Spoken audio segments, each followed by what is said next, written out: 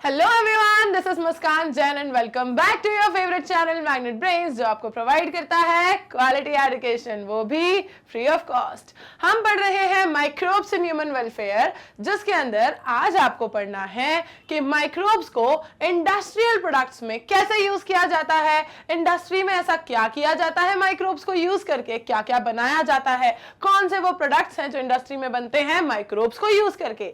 ये सब कुछ आज आपको पढ़ना है। पहले मैं आपको बता दूं कि इसके अंदर आप क्या क्या पढ़ने वाले हो और फिर स्टार्ट करते हैं डिटेल्ड स्टडी। चलो देखेंगे। सबसे पहले तो आप जानोगे अबाउट दिस लार्ज वेसल और this container which is called as fermenter, क्योंकि 80% जो पूरा लेक्चर है वो इन सारे प्रोसेसेस के ऊपर ही बेस्ड है।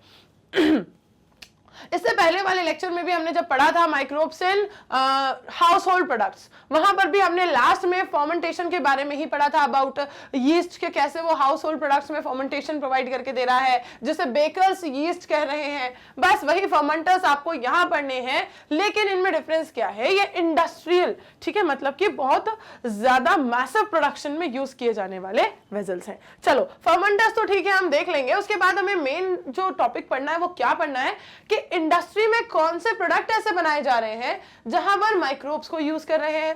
चलो देखते हैं इंडस्ट्री में बनाए जाते हैं ऐसे कौन कौन से बेवरेजेस, जैसे कि ब्रेड, जैसे कि जूसेस, जैसे कि इथेनॉल, राइट। बहुत सारी चीजें हैं, देखो, ब्रेड, जूसेस, ठीक है, वाइन, बियर, विस्की, ठीक है, ये सारी चीजें, ये जितने भी प्रोडक्ट्स हैं, ये सब इंडस्ट्री में फर्मेंटेशन की प्रोसेस के थ्रू बन रहे हैं। अब कैसे, किस में, किस चीज का फर्मेंटेशन, क्या पूरा मैकेनिज्म है, ये सब कुछ हमें पढ़ना है। और साथ ही साथ आपको जानना है about the production of antibiotics. ये भी तो ऐसे ही हो रहा है, इसमें भी तो इंडस्ट्रियल प्रोडक्शन किया जा रहा है और यूज किया जा रहा है किसको, माइक्रोब्स को, ठीक है। तो एंटीबायोटिक्स का प्रोडक्शन आज यहां पर आप पढ़ोगे कि कैसे किया जा रहा है इंडस्ट्री के अंदर।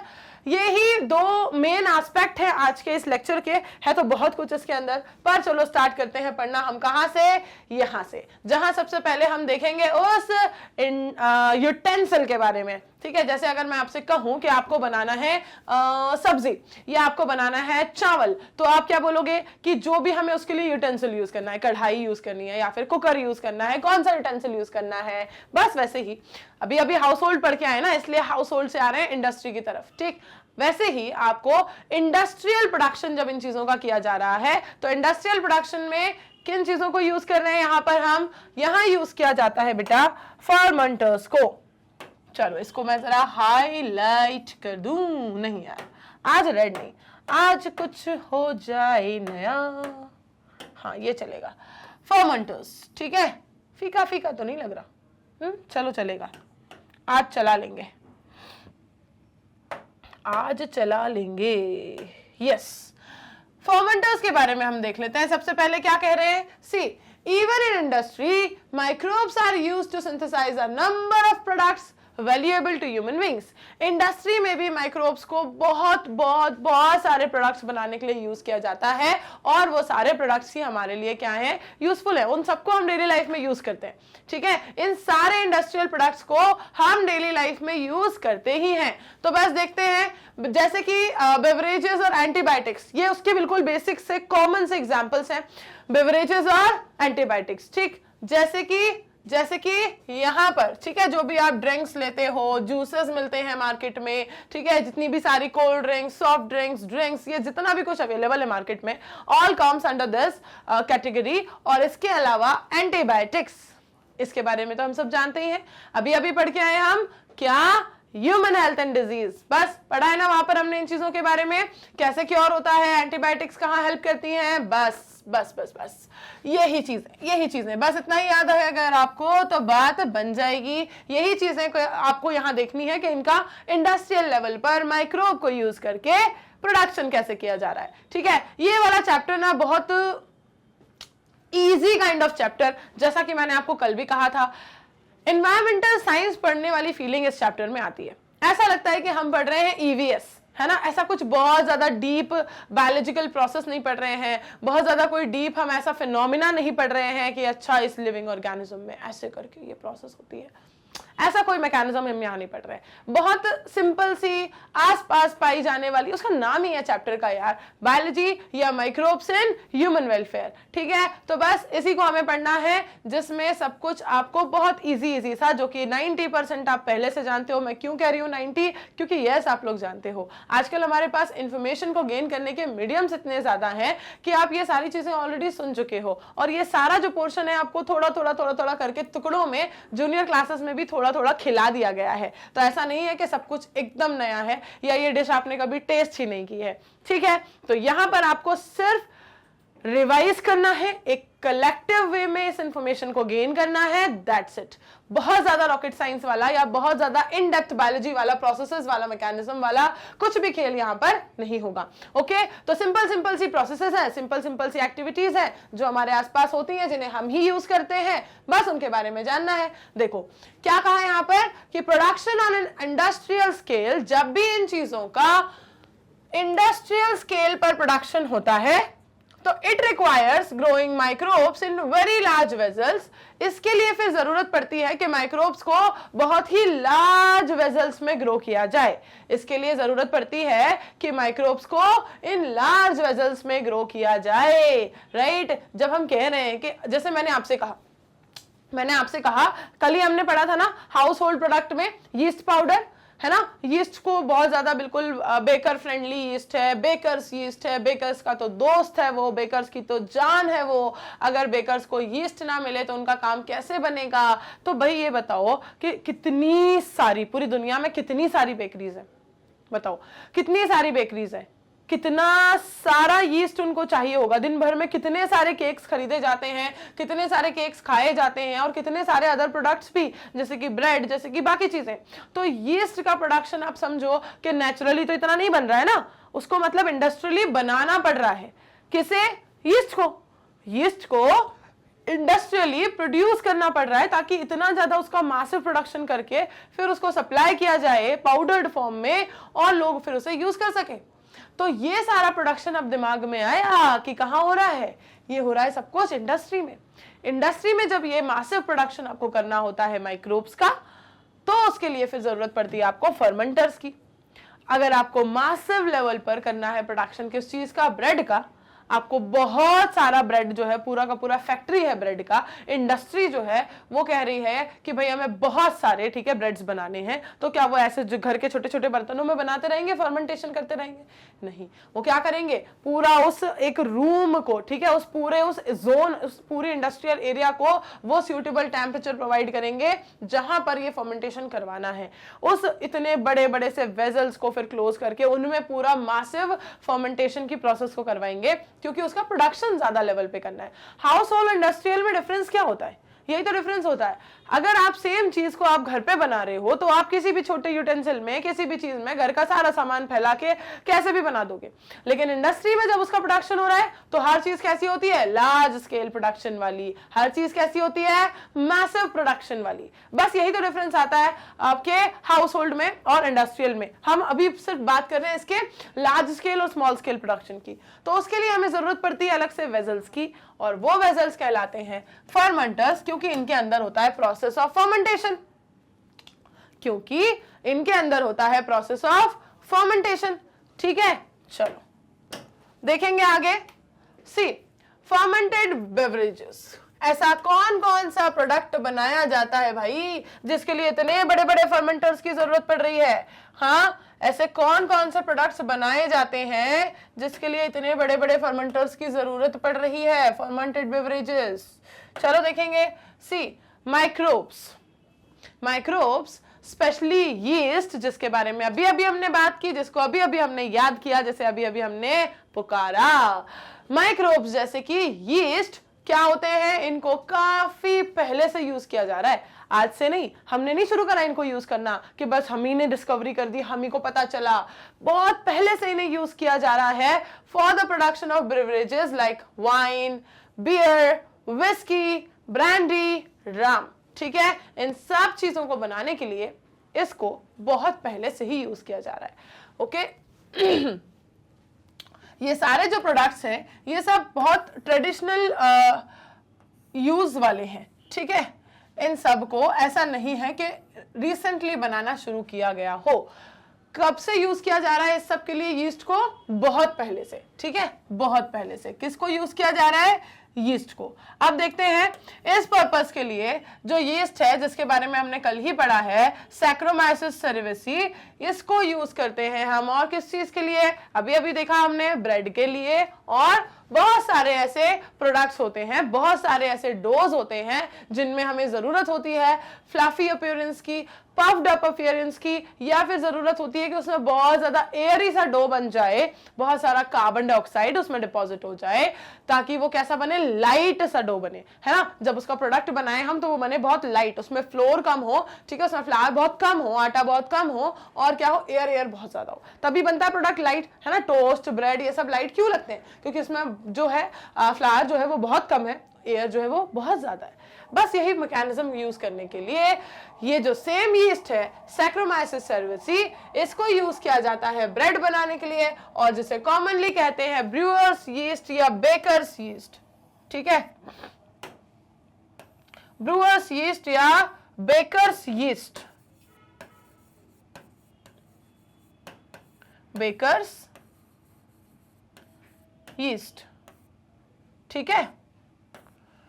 This is used for fermenting malted cereals and fruit juices to produce ethanol, ठीक है। इसको यूज किया जाता है जो भी सीरियल्स, ठीक है, जितनी भी, जैसे अगर हमने बात की कि हमें कोई भी प्रोडक्ट है ना, किसी भी अनाज को अगर क्या करने की जरूरत है, थोड़ा उसको फर्मेंट करने की जरूरत है, किसी भी अनाज को, तो उसके लिए भी यूज किया जाता है। फ्रूट जूसेस को बनाने के लिए भी यूज किया जाता है, ठीक है। इथेनॉल प्रोड्यूस करने के लिए भी यूज किया जाता है। ये सारे इसके यूजेस हैं, कॉमन यूजेस, ठीक। अब बेवरेजेस में एक चीज याद करेंगे, बेवरेजेस में एक चीज याद करेंगे कि क्या आपको ये सारी मेटाबॉलिक रिएक्शंस याद है? जैसे कल भी एक आपसे मेटाबॉलिज्म पूछा गया था, मैंने आपको उस चीज का होमवर्क भी दिया था कि किस मेटाबॉलिक पाथवे को ये यूज कर रहा है ताकि ये क्या कर सके? कार्बन डाइऑक्साइड का इतना मासिव प्रोडक्शन कर सके। बस उसी से रिलेटेड एक और चीज याद करो जरा, कि क्या आपको याद है कि मेटाबॉलिक रिएक्शंस क्या होती थी, कौन सी होती थी, क्या होता है मेटाबॉलिक रिएक्शन टर्म, ये आपको याद है क्या? कल मैंने बताया भी था आपको, which result in the production of ethanol by yeast. कौन सी वो मेटाबॉलिक स्पेसिफिक रिएक्शन थी जो कि यीस्ट से इथेनॉल का प्रोडक्शन करवाती थी? ये सब आपके पढ़े हुए रिएक्शंस हैं, ये सब आपका पढ़ा हुआ रिएक्शन है, कुछ भी इसमें नया नहीं है। वो कौन सी मेटाबॉलिक रिएक्शन थी जो यीस्ट से क्या करवा रही थी? इथेनॉल प्रोडक्शन करवाती थी। कल भी मैंने आपको इस चीज का होमवर्क दिया था और आपको याद दिलाया था कि मेटाबॉलिक रिएक्शंस इन्हीं को कहते हैं हम, कि ऑर्गेनिज्म क्या एग्जिबिट कर रहा है? ऑर्गेनिज्म एग्जिबिट कर रहा है मेटाबॉलिज्म। तो बस उसी से रिलेटेड आपका होमवर्क भी, और आज आ गया एक और क्वेश्चन भी। फटाफट से बताएंगे इसका आंसर क्या लगता है आपको? कौन सी रिएक्शन है जिससे यीस्ट जो है वो इथेनॉल प्रोड्यूस करती है? चलें बताओ रिएक्शन आप लोगों को, या आपको याद आ गई है? जल्दी से बताएंगे। याद आया सबको रिएक्शन के बारे में? कौन सा रिएक्शन हुआ करता था? पढ़ा है सभी ने वैसे तो, अगर अभी तक भी याद नहीं आया तो शायद अब आ जाए।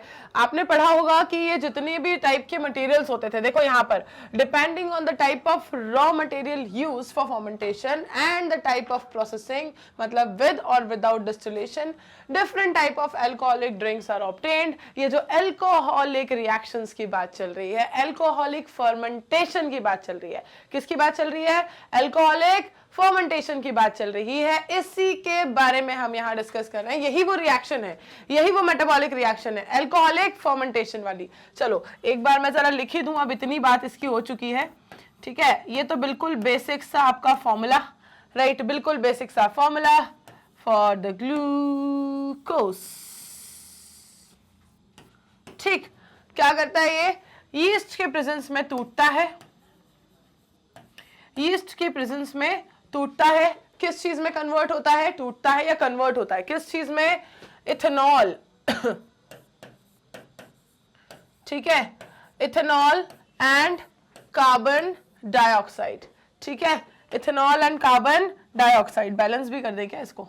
ये लो, कार्बन 4 कार्बन 2, ये लो, हो गया बैलेंस, ठीक है। 4 + 6, 4 + 2 6 कार्बन, चलो डन। ये सिंपल सी रिएक्शन थी जिसमें क्या होता है, ये ग्लूकोज कन्वर्ट हो जाता है किसमें? इथेनॉल में। ठीक है। इथेनॉल क्या है? इथेनॉल क्या है?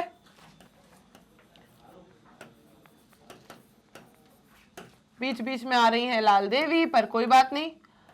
देखो इसे क्या बोलते हैं? इसे कहते थे हम क्या? एल्कोहलिक फर्मेंटेशन कहते थे। ये रिएक्शन आपको याद होगी, ये हमने पढ़ी हुई है पहले भी, ठीक है। इसे क्या कहते थे हम? Alcoholic fermentation. क्या कहते थे इसे? एल्कोहलिक फर्मेंटेशन, ठीक है। यहां पर जो भी मटेरियल आप लोग ग्लूकोज, फ्रक्टोज, सुक्रोज, ठीक है, वो क्या करते हैं? एल्कोहलिक फर्मेंटेशन की प्रोसेस को शो करते हैं in the presence of yeast. In the presence of yeast. Yeast जो हमने अभी देखा, brewer's yeast, baker's yeast, Saccharomyces cerevisiae, इसी से होता है क्या? Alcoholic fermentation. ये ग्लूकोज टूट जाता है इथेनॉल और कार्बन डाइऑक्साइड में, ठीक है। यहां पर ये रिएक्शन जो है वो आपको सिर्फ इसी चीज को बताने के लिए, याद दिलाने के लिए कि भाई इस तरह की मेटाबॉलिक रिएक्शंस होती हैं, ठीक। बस आपको ये चीज यहां याद आ गई, अब कोई दिक्कत नहीं है, आगे तक माइंड में ये चीज क्लियर रहेगी। देखो यही कहा उन्होंने, इन्हीं रिएक्शंस के बेसिस पर, इसी तरह की मेटाबॉलिक रिएक्शंस, ये सारी रिएक्शंस कहाँ होती है? हमारी बॉडी में होती हैं, ठीक है। ये सारी बॉडी में लिविंग स्टेट में रिएक्शंस होती ही रहती हैं और इन्हीं को हम मेटाबॉलिक रिएक्शंस कहते हैं। और इस तरह की सारी रिएक्शंस जो कि कंसिस्टेंटली चलती रहती हैं, इसी से हम कहते हैं कि हमारी बॉडी में क्या है? मेटाबॉलिज्म है। एक लिविंग ऑर्गेनिज्म क्या एग्जिबिट करता है? मेटाबॉलिज्म एग्जिबिट करता है। ये प्रॉपर्टी हम पढ़ते आ रहे हैं। अब देखो जरा यहां पर किस रॉ मटेरियल को यूज किया गया है फर्मेंट करने के लिए, ठीक है। अगर ग्रेप्स को फर्मेंट कर रहे हैं, अगर सोयाबीन को फर्मेंटेशन में यूज कर रहे हैं, किस प्रोडक्ट को आप फर्मेंट करवा रहे हो, उसके बेसिस पर आपको उसका कुछ फर्दर प्रोसेसिंग से रिजल्ट मिलता है ना। अलग अलग तरह की अल्कोहलिक ड्रिंक्स ऑब्टेन होती हैं। अब अगर स्पेसिफिकली अगर हम बात करें अल्कोहलिक ड्रिंक्स की, तो इसके लिए किन किन प्रोडक्ट्स को, किन किन रॉ मटेरियल्स को बनाया जाता है फर्मेंटेशन के प्रोसेस से, बस अपन आ जाते हैं इस टॉपिक के ऊपर। सी, वाइन और बियर को प्रोड्यूस किया जाता है बिना डिस्टिलेशन के, ठीक है। जबकि अगर विस्की, ब्रांडी और रम की बात करें तो यहां पर डिस्टिलेशन से ही ये प्रोड्यूस होते हैं, ठीक है। ये डिस्टिलेशन से ही प्रोड्यूस होते हैं। देखो हमने यहां पर देखा कि रॉ मटेरियल को, किस रॉ मटेरियल को फर्मेंट करवा रहे हो और उसका प्रोसेस करने का टाइप क्या है, डिस्टिलेशन के साथ या डिस्टिलेशन के बिना, विद और विदाउट डिस्टिलेशन। बस उसी के बेसिस पर यहां पर उन्होंने इसको आपको बाइफर्केट करके बताया हुआ है भाई कि ये वाइन और बियर को क्या करते हैं, बिना डिस्टिलेशन के प्रोड्यूस किया जाता है, और विस्की, ब्रांडी और रम को प्रोड्यूस किया जाता है डिस्टिलेशन से। ये जो यहां पर आपको दिखाई दे रहा है पूरा का पूरा प्लांट, ये फर्मेंटेशन प्लांट है, जिसमें ये जो इतने बड़े बड़े आपको यहाँ पर वेजल्स नजर आ रहे हैं, और ये पूरी की पूरी जो मशीनरी आपको नजर आ रही है, पूरा मैकेनिज्म, पाइपलाइन, सब कुछ ये क्या रिप्रेजेंट कर रहा है? ये पूरा का पूरा फर्मेंटेशन प्लांट है, ठीक है, जिसमें बहुत सारे फर्मेंटर्स इन्वॉल्व होते हैं। फर्मेंटर्स क्या है? वो लार्ज वेजल्स जिनके अंदर फर्मेंटेशन की प्रोसेस को करवाया जाता है। फर्मेंटर्स क्या है? वो लार्ज वेजल्स जिनके अंदर फर्मेंटेशन की प्रोसेस को करवाया जाता है, ठीक है। यहां तक अगर क्लियर है तो देखते हैं हम आगे। सी, अब देखोगे आप एंटीबायोटिक्स का केस, कि एंटीबायोटिक्स को कैसे बनाया जा रहा है, कौन सी एंटीबायोटिक में माइक्रोब्स को किस तरह से यूज करते हैं, और फिर उसका किस तरीके से इंडस्ट्रियल प्रोडक्शन किया जाता है ना। हमारा पूरा का पूरा टॉपिक का मोटिव क्या है? इंडस्ट्रियल प्रोडक्ट पर फोकस रखना। इंडस्ट्रियल प्रोडक्ट देखेंगे, एंटीबायोटिक्स जो कि प्रोड्यूस होती हैं माइक्रोब्स की हेल्प से, है ना, माइक्रोब्स की ही हेल्प से प्रोड्यूस होती हैं, are regarded as one of the most significant discoveries of the 20th century। अभी तक की 20th century की, ठीक है, इसकी सबसे ज्यादा सिग्निफिकेंट डिस्कवरी इसे कंसिडर किया जाता है। क्यों? क्योंकि आपको पता है कि जितनी भी तरह की डिजीजेस फैली हैं उन सब डिजीजेस से रिलीफ के लिए एंटीबायोटिक्स का कितना बड़ा रोल है, ठीक है। इससे पहले वाले चैप्टर में जस्ट रिसेंटली हम पढ़ के आए हैं ह्यूमन हेल्थ एंड डिजीज में कि कैसे इन सारी एंटीबायोटिक्स और वैक्सीन्स और सारी मेडिसिन जो डेवलप की जा रही हैं, जितनी भी सारी ये टेक्निक्स डेवलप की जा रही हैं, इनका कितना बड़ा रोल है, जिसकी वजह से हम इतनी सारी डेडली डिजीजेस जो हमने अभी अभी पढ़ी हैं उन सब से अब क्या कर पाते हैं, उन काफी सारी को तो हमने कंप्लीटली क्या कर लिया है, कंट्रोल कर लिया है, और काफी सारी अगर हो भी जाती हैं तो उन सब से हम रिलीफ पा लेते हैं। ऐसा नहीं है कि बिल्कुल डेथ ही हो जाए, सबका क्योर अब हमारे पास अवेलेबल हो गया है, ट्रीटमेंट अवेलेबल हो गया है। कुछ डिजीजेस हैं अभी भी ऐसी जो डेडली डिजीजेस हैं जिनका क्योर नहीं है, लेकिन मैक्सिमम अमाउंट जो कॉमन डिजीजेस का है, जो हमें हो जाती हैं किसी भी माइक्रोबियल इन्फेक्शन की वजह से, उनमें से काफी सारी की एंटीबायोटिक्स अवेलेबल होना, राइट, वैक्सीन्स अवेलेबल होना, ये सारी वो चीजें हैं जिनकी वजह से अब हम उनसे बच पाते हैं। तो ये सब कैसे हुआ? ये सब इन्हीं सारी चीजों के प्रोडक्शन की वजह से हुआ, एंटीबायोटिक्स के प्रोडक्शन की वजह से हुआ। अब आप सोचो कि क्या अगर हम किसी भी डिजीज की, ठीक है, किसी भी डिजीज की अगर वैक्सीन बना ली या किसी डिजीज की अगर एंटीबायोटिक बना ली, लेकिन अगर उसको हमने बहुत ही लिमिटेड रिसोर्स में, वो सिर्फ किसी एक सिटी में ही अवेलेबल है या फिर वो बहुत ही लिमिटेड अमाउंट में अवेलेबल है, तो क्या उसका जो रिजल्ट है वो प्रॉपर आ पाएगा? बिल्कुल नहीं आएगा। उसका अवेलेबल होना भी बहुत ज्यादा जरूरी है, उसकी अवेलेबिलिटी हर एक जगह पर हर एक पर्सन के लिए होना जरूरी है, तब जाके उन सारी डिजीजेस से जो हमें रिलीफ चाहिए वो मिलेगा। तो यहां पर अगर हम अवेलेबिलिटी की बात कर रहे हैं, मतलब हम बात कर रहे हैं लार्ज स्केल प्रोडक्शन की, तो डिस्कवरी से लेकर लार्ज स्केल प्रोडक्शन तक, ठीक है, डिस्कवरी से लेकर लार्ज स्केल प्रोडक्शन तक का जो सफर है, उसी से हमें हेल्प मिली है सोसाइटी से काफी सारे डिजीजेस को वाइप कर पाने की, राइट। तो यहां पर बात कर रहे हैं हम किस चीज के लिए? एंटीबायोटिक्स के लिए, कि एंटीबायोटिक्स को भी कैसे प्रोड्यूस किया जाता है? माइक्रोब्स की हेल्प से प्रोड्यूस किया जाता है। जैसे कि हमने बात किया था वैक्सीनेशन के बारे में, अगर आपको वैक्सीनेशन याद है, वैक्सीनेशन में क्या करते थे? उसी डिजीज कॉजिंग माइक्रोब को, जिससे वो डिजीज फैल रही है, और उस पर्टिकुलर डिजीज की वैक्सीन जब हमें बनानी है तो हम उसी डिजीज कॉजिंग माइक्रोब का इनएक्टिव फॉर्म ले लेते थे। उसी डिजीज कॉजिंग माइक्रोब का इनएक्टिव फॉर्म को क्या कर देते थे? इंजेक्ट कर देते थे बॉडी में। अगर वो इनएक्टिव फॉर्म जाता था तो बॉडी याद कर लेती थी। और एंटीबायोटिक क्या करती है? ये मैकेनिज्म तो वैक्सीन का हो गया, वैक्सीनाइजेशन इम्यूनाइजेशन का हो गया। एंटीबायोटिक क्या करती है? सी, एंटीबायोटिक का जो देखो अभी तक इसको क्या बोला जाता है? सबसे ज्यादा सिग्निफिकेंट डिस्कवरी कहा जाता है इसे 20th सेंचुरी की, और have greatly contributed towards the welfare of human society। इसने ह्यूमन सोसाइटी के वेलफेयर में बहुत बड़ा कंट्रीब्यूशन प्ले किया है। इसका मतलब क्या है? इसका मतलब यही है कि जो सोसाइटी को एक हेल्दी सोसाइटी की तरफ एक स्टेप आगे लेकर जा पाया है आज तक, वो कैसे हुआ है? वो इन्हीं सब चीजों की अवेलेबिलिटी की वजह से पॉसिबल हो पाया है। ठीक, अब अगर हम बात करें कि एंटीबायोटिक को समझना है हमें, तो सबसे पहले आपको पता ही है हम किसी भी चीज को कैसे समझते हैं, उसके टर्म से। तो बस यहां भी देख लो, सबसे पहले टर्म, सबसे पहले देख लो उसका टर्म, फिर आते हैं आगे एंटी। एंटी का मतलब क्या होता है? किसी भी चीज का कहीं पर भी अगर एंटी लगा होता है वर्ड, तो उसका मतलब क्या होता है? अगेंस्ट, ऑपोजिट, है ना, उसके अगेंस्ट या उसके ऑपोजिट। यहां पर भी एंटी का मतलब क्या है? Anti is a Greek word that means against, जिसका मतलब है क्या? अगेंस्ट। एंड बायो का मतलब तो हमें पता ही है, बायो का मतलब होता है लाइफ, बायो का मतलब होता है लाइफ, ठीक है। तो anti is a Greek word that means against and bio means life, तो together they mean against life, ठीक है। तो इसका मतलब क्या हो गया? Against life. लेकिन किसकी? लाइफ के अगेंस्ट किसकी? हमारी लाइफ के अगेंस्ट है क्या? हमने अगर एंटीबायोटिक ले लिया तो क्या वो हमारी लाइफ के अगेंस्ट होता है? नहीं। किसकी लाइफ के अगेंस्ट? किसकी लाइफ के अगेंस्ट?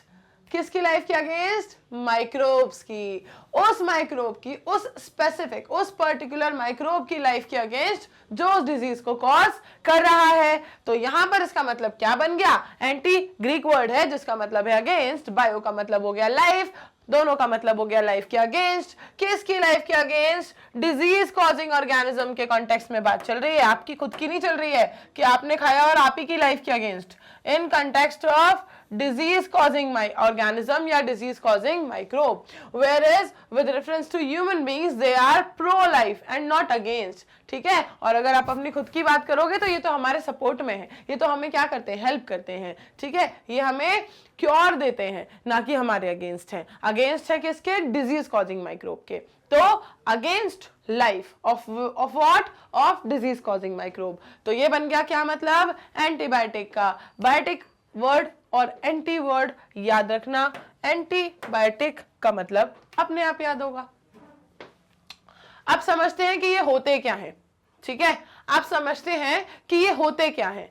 एंटीबायोटिक्स वो केमिकल सब्सटेंसेस होते हैं, जरा इसको लेते हैं हम साथ में अपने, और यहां से उठाया हमने आज ये कलर, चलो ये ले लेते हैं।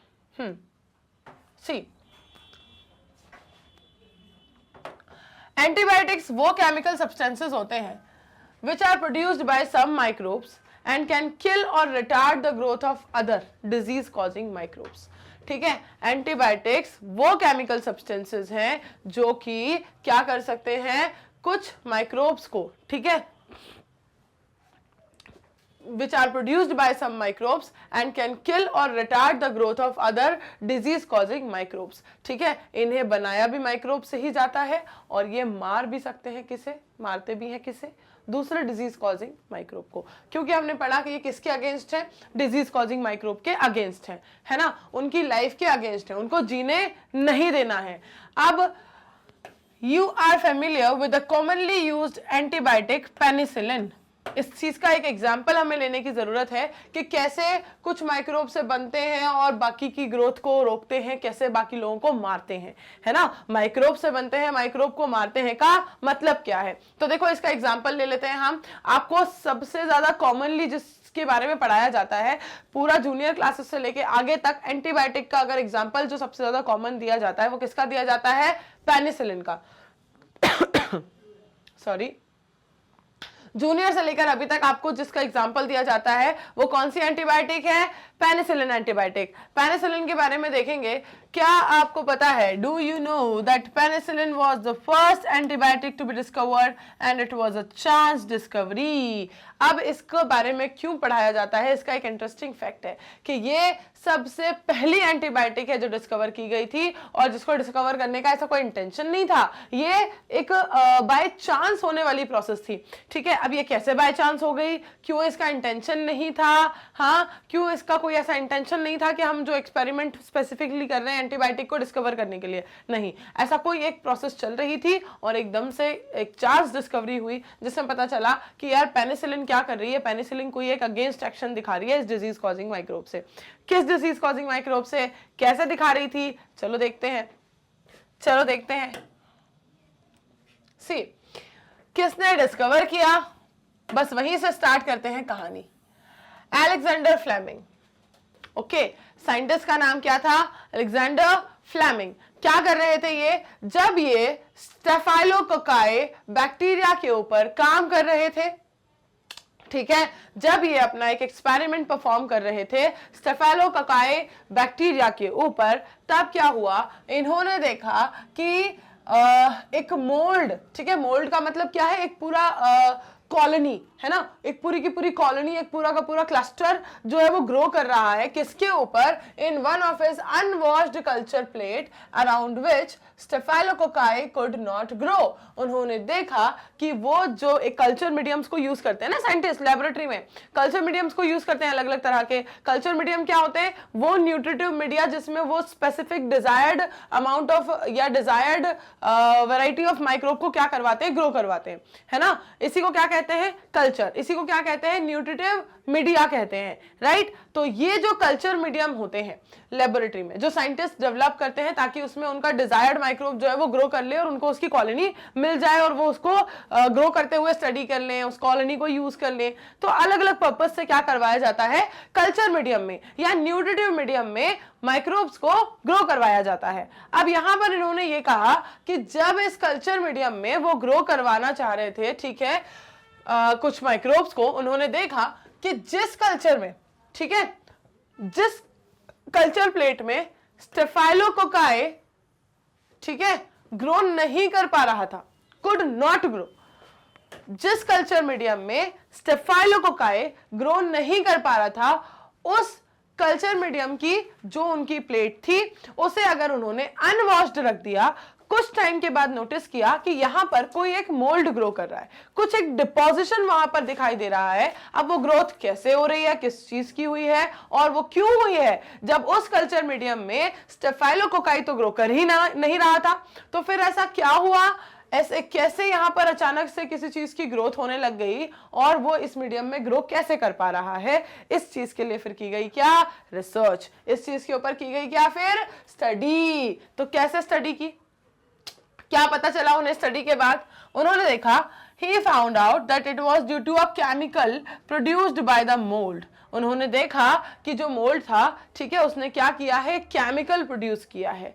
उसने एक केमिकल प्रोड्यूस किया है और उसका नाम उन्होंने दिया penicillin, after the mould Penicillium notatum. ठीक है, उन्होंने क्या नाम दिया उसे? उस केमिकल को पेनिसिलिन नाम दिया।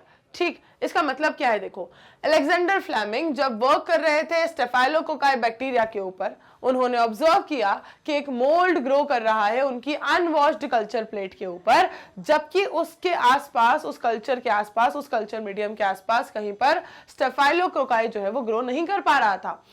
तब उन्होंने सोचा कि भाई ये कैसे हो गया, हाँ, ये अपने आप यहाँ पर कोई ग्रोथ कैसे दिख रही है मुझे? तब उन्होंने उस चीज को स्टडी किया तो उन्हें पता चला क्या? उन्होंने देखा कि यार ये जो मोल्ड यहाँ पर ग्रो करता हुआ मुझे दिखाई दे रहा है, ये एक केमिकल प्रोड्यूस कर रहा है। केमिकल का नाम दे दिया क्या? पेनिसिलिन। केमिकल को नाम दे दिया क्या? पेनिसिलिन। किसके नाम पर? किसके नाम पर? ये जो मोल्ड ग्रो कर रहा है ना, उसको नाम दिया पेनिसिलियम नोटाटम। ठीक है, ये जो मोल्ड ग्रो कर रहा है ये क्या कहलाया? Penicillium notatum. अब इस पेनिसिलियम नोटाटम के ऊपर जब हमने देखा कि भाई ये एक केमिकल को प्रोड्यूस कर रहा है, तो केमिकल को नाम दे दिया पेनिसिलियम, और इसकी वजह से ये यहां पर क्या कर पा रहा है? ये ग्रोथ दिखा रहा है। तो इसके आगे क्या? इसके आगे देखो फिर क्या हुआ, इसके आगे देखो फिर क्या हुआ। However, its full potential as an effective antibiotic was established much later by Ernst Chain and Howard Florey। अब यहां पर सिर्फ इसकी डिस्कवरी हुई है, ठीक है, फ्लेमिंग के द्वारा। वो कोई और ही एक्सपेरिमेंट कर रहे थे और उनकी अनवॉश्ड कल्चर प्लेट के ऊपर उन्होंने देखा एक मोल्ड को ग्रो करते हुए। फिर उन्होंने उसको स्टडी किया कि भाई ये कौन है? मेरा स्टेफाइलोकोकाई तो यहाँ ग्रो ही नहीं कर रहा था, ये कौन आ गया? तो उन्होंने उसको स्टडी किया और उन्हें पता चला कि ये है क्या? ये है मोल्ड किस चीज का? पेनिसिलियम। ठीक है, किसका? पेनिसिलियम नोटाटम का। और उन्होंने देखा कि ये मोल्ड एक केमिकल भी प्रोड्यूस कर रहा है, तभी ये यहाँ पे ग्रो कर पा रहा है, उस केमिकल की वजह से ग्रो कर पा रहा है। केमिकल को नाम दे दिया क्या? पेनिसिलियम। बस यहां तक हुआ, लेकिन उसकी एक प्रॉपर एंटीबायोटिक की तरह उसको यूज किया जा सकता है, इसका एक्शन जो है वो एंटीबायोटिक एक्शन है। ये सारी चीजें जो है वो यहां तक अभी क्लियर नहीं हुई थी। कैसे क्लियर हुई? ये चीजें क्लियर हुई जब मिला कौन? जब मिला कौन? देखो, ये सारी चीजें जो है वो धीरे धीरे करके एस्टैब्लिश हुई, पता चली जब बात आई दो और साइंटिस्ट की। किनके काम की बात आई? देखो, अर्न्स्ट चेन और हॉवर्ड फ्लोरे ने क्या किया ऐसा, जब इसका पूरा इफेक्टिव जो यूज था एज एन एंटीबायोटिक वो डिस्कवर हो पाया। This antibiotic was extensively used to treat American soldiers wounded in World War 2। इस एंटीबायोटिक को बहुत ज्यादा यूज किया गया अमेरिकन सोल्जर्स को ट्रीट करने के लिए। ठीक है, जिन सबको जो भी घाव लगे थे, जो भी चोट आई थी वर्ल्ड वॉर 2 के वक्त, ठीक है, सेकेंड वर्ल्ड वॉर के वक्त जो भी सोल्जर्स को प्रॉब्लम्स हुई थी, जितनी भी चोटें लगी थी, उन सब को ट्रीट करने के लिए यूज किया गया किसे? इसी एंटीबायोटिक को। ठीक है, इसी एंटीबायोटिक को। अब आप सोचो कि जब भी बात होगी अगर पेनिसिलिन की, जब भी बात होगी अगर एंटीबायोटिक किसकी? पेनिसिलिन की, तो साइंटिस्ट के नाम आप कौन कौन से सोचोगे? साइंटिस्ट के नाम आप कौन कौन से सोचोगे? सबसे पहला सोचोगे भाई अलेक्जेंडर फ्लेमिंग, क्योंकि सबसे पहले नोटिस तो उन्होंने ही किया। उन्हीं के मोल्ड पर उनको पता चला कि भाई ये पेनिसिलिन है ना, ये मोल्ड है और ये एक पेनिसिलिन करके केमिकल को प्रोड्यूस कर रहा है। ये चीज तो यहीं से पता चली। उसके बाद दो साइंटिस्ट और आए, कौन, अर्नस्ट चेन और हॉवर्ड फ्लोरे। इन तीनों को अवार्ड दिया गया था, इन तीनों को नोबेल प्राइज दिया गया था इस डिस्कवरी के लिए। इन तीनों को नोबेल प्राइज दिया गया था इस डिस्कवरी के लिए इन 1945। कब दिया? 1945 में। अब जरा बस एक चीज और सोचो, एक चीज और सोचो बस, कि ये जो यहां पर डिस्कवरी पूरी आपको एंटीबायोटिक की बताई गई है, वेट, ये जो पूरी एंटीबायोटिक की डिस्कवरी आपको बताई गई है, इसको है ना एक स्टोरी के फॉर्म में, एक स्टोरी के फॉर्म में कन्वर्ट करने की कोशिश करो। सबसे पहले सोचो कि हाँ, पेनिसिलिन की बात हो रही है, क्यों हमें पेनिसिलिन सबसे पहले बताया जाता है? अच्छा, ये सबसे पहली एंटीबायोटिक है जो डिस्कवर हुई थी, और वो भी कोई डिस्कवर करना चाह नहीं रहा था, ऐसा कोई स्पेसिफिकली पर्टिकुलरली इसी के लिए इंटेंशनली किया जा रहा एक्सपेरिमेंट नहीं चल रहा था। ये तो अलेक्जेंडर फ्लेमिंग जो अपना एक एक्सपेरिमेंट कर ही रहे थे स्टेफाइलोकोकाई के ऊपर, उस वक्त उन्होंने नोटिस किया कि ये क्या कर रही है, यहां पर कोई एक चीज ग्रो कर रही है मेरी अनवॉश्ड कल्चर प्लेट के ऊपर। ठीक है, तो इस तरीके से मैं आपको दे रही हूं हमेशा की तरह, क्या 2 सेकंड या 5 सेकंड, फटाफट से ले लो और एक स्टोरी क्रिएट करो कि अलेक्जेंडर ने क्या किया, क्यों हमें पेनिसिलिन पढ़ाया जाता है। अच्छा, ये सबसे पहली एंटीबायोटिक है, उसका अलेक्जेंडर का क्या रोल है उसके अंदर, और उसके बाद वाले दो साइंटिस्ट का उसके अंदर क्या रोल है, क्यों इन तीनों को मिलाकर दिया गया Nobel Prize in 1945 for the discovery. जल्दी से फ्रेम करो स्टोरी, जल्दी से फ्रेम करो स्टोरी। चलो भाई, बना लिया आप लोगों ने स्टोरी अपने माइंड में? स्टार्ट करते हैं अपन, या फिर मैं बता दूं एक बार स्टोरी? देखो, सिंपल सॉर्टेड रखते हैं। देखो, किसी भी चीज को जब हम डिस्कवरीज को पढ़ते हैं और साथ ही साथ अगर उसकी प्रोसेस को पढ़ते हैं, तो दोनों चीज को अगर हम मिला के एक बढ़िया सी मसालेदार स्टोरी बना ले तो याद रखना भी आसान होता है और उसके बारे में कभी कोई कंफ्यूजन भी नहीं होता। तो देखो, सबसे पहली कहानी हमारी शुरू हुई कहां से? सबसे पहली एंटीबायोटिक की डिस्कवरी से, जिसे करने का इंटेंशन नहीं था लेकिन वो हो गई। कैसे हुई? क्योंकि अलेक्जेंडर फ्लेमिंग क्या कर रहे थे, इनका एक अनवॉश्ड सा कल्चर प्लेट पड़ा हुआ था जिसके ऊपर स्टेफाइलोकोकाई ग्रो करने के बजाय वहां पर उन्होंने देखा कि यहां पर ग्रो कर रहा है एक मोल्ड। ठीक है, उस मोल्ड के बारे में उन्होंने देखा कि इस मोल्ड में ऐसा क्या है कि जिसकी वजह से अब यहां पर स्टेफाइलोकोकाई जो है वो ग्रो नहीं कर रहा। तो उन्हें पता चला कि ये तो एक अपने अंदर से क्या रिलीज कर रहा है, केमिकल रिलीज कर रहा है। उस मोल्ड को नाम दे दिया गया पेनिसिलियम नोटाटम, और जो केमिकल वो रिलीज कर रहा था उसको कह दिया पेनिसिलिन। अब ये जो पेनिसिलिन केमिकल था, यहां तक की बातें, ठीक है, इतनी डिस्कवरी, इतना ऑब्जर्वेशन तो हो गया कि यार इस केमिकल की वजह से, इस मोल्ड की वजह से मेरा जो स्टेफाइलोकोकाई है वो तो ग्रो ही नहीं कर रहा। मतलब इसने कहीं ना कहीं इसकी ग्रोथ को रोक के रखा हुआ है, इसने कहीं ना कहीं इसकी ग्रोथ को रोक के रखा हुआ है। फिर अब इस चीज के ऊपर और ज्यादा डिस्कवरीज हुई, और इन डिस्कवरीज से पता चला कि भाई इसको यूज किया जा सकता है एज एन एंटीबायोटिक। जहां भी आप चाहते हो कि स्टेफाइलोकोकाई जो है वो डिजीज कॉजिंग बैक्टीरिया है, ठीक है, डिजीजेस को कॉज करता है। अगर आप चाहते हो कि डिजीज आपको ना हो, या अगर आप चाहते हो कि डिजीज हो गई है तो अब इसका बैक्टीरियल जो इन्फेक्शन है, ये जो बैक्टीरिया है आपकी बॉडी से मर जाए, तो आप उसको क्या दे दो, ये पेनिसिलिन केमिकल दे दो। मतलब आप उसको पेनिसिलियम नोटाटम का कुछ ना कुछ प्रोडक्ट दे दो, जिसकी वजह से उस पेनिसिलिन केमिकल की वजह से, उस ड्रग की वजह से क्या होगा, वहां पे स्टेफाइलोकोकाई ग्रो ना कर पाए। अब ये जो पूरा उसका एक, देखो, एक आइडिया का आना, किसी चीज का डिस्कवर हो जाना और उसको इंप्लीमेंट करना, इंप्लीमेंटेशन किसने किया? इंप्लीमेंटेशन करने के लिए दो और साइंटिस्ट का नाम आपको ध्यान देना है, अर्नस्ट चेन और हॉवर्ड फ्लोरे। इनका ध्यान आपको रखना है। इन्होंने किया है इंप्लीमेंटेशन, मतलब इन्होंने एक्सट्रैक्ट किया है वो ड्रग जिसकी वजह से स्टेफाइलोकोकाई जो ग्रो नहीं कर पाएगा उस जगह पर। अब ये समझ आया कि यार ये जो ड्रग हमने ऑब्टेन किया है, इस तरीके से, इस मेथड ऑफ एक्शन से क्या किया जा सकता है, किसी पर्टिकुलर बैक्टीरिया की ग्रोथ को रोका जा सकता है।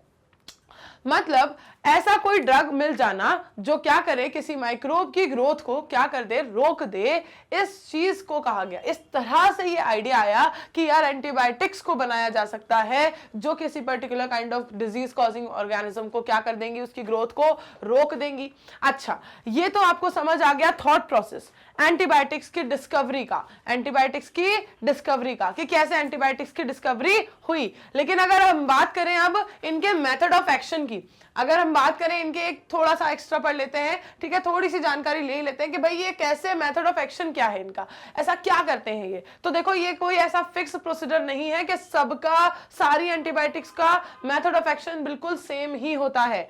वेरी करता है। जैसे कि अगर हम बात करें पेनिसिलिन की, ये क्या करता है, उस बैक्टीरिया के सेल वॉल को रप्चर करके उसके ऊपर एक्ट करता है, ठीक है। कुछ एंटीबायोटिक्स बैक्टीरिया की ग्रोथ को क्या करती हैं, स्लो डाउन कर देती हैं, है ना, स्लो डाउन कर देती हैं। और कुछ क्या करती हैं, प्रॉपरली उस बैक्टीरिया को मार ही देती हैं।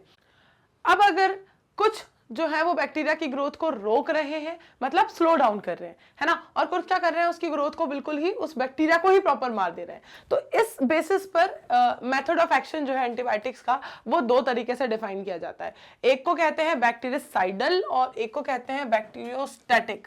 देखो, बैक्टीरियोसाइडल मतलब उसकी डेथ ही कर देना, मार ही देना बैक्टीरिया को, और दूसरा क्या है,